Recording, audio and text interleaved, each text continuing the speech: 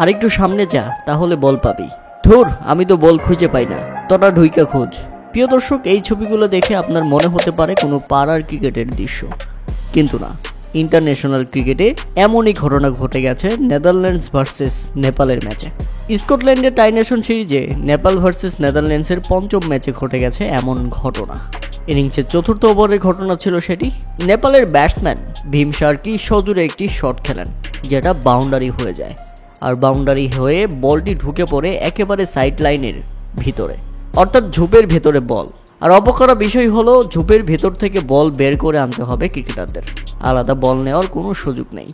বল হারিয়ে গেছে, এখন খোঁজাখুঁজি করে সেটাই বের করে আনতে হবে। আর এটা দেখে ধারাভাষ্য কক্ষ থেকে শুরু করে গ্যালারির দর্শকরা পর্যন্ত হাসাহাসি করছিল, কেননা এমন ঘটনা আমরা পাড়ার ক্রিকেটে দেখতে পারি। ইন্টারন্যাশনাল ক্রিকেটে এমন ঘটনা দেখে হাসি পাওয়াটা স্বাভাবিক। তবে অনেকের আবার ক্রিকেটের শৈশব মনে করিয়ে দিয়েছে এই ঘটনা। বল খোঁজাখুঁজি করে আনার মধ্যে আলাদা একটা মজা আছে। তবে আমরা যখন পাড়ার ক্রিকেটে খেলি, তখন যে বল হারিয়ে দেবে তাকেই বল কিনে দিতে হবে, কিংবা তাকেই খুঁজে বের করে আনতে হবে। যদিও এখানে নেদারল্যান্ডসের ফিল্ডারদের দিয়ে খোঁজাখুঁজি করা হয়েছিল, কেননা তারা ফিল্ডিং করছিল আর নেপাল ব্যাটিং করছিল। প্রিয় দর্শক, এই ঘটনা আপনারা কেমন উপভোগ করলেন তা অবশ্যই আমাদের কমেন্ট করে জানাবেন। পাড়ার ক্রিকেটে আপনার কখনো এমন মুহূর্তের স্মৃতি আছে কিনা তা অবশ্যই আমাদের কমেন্ট করে জানাবেন।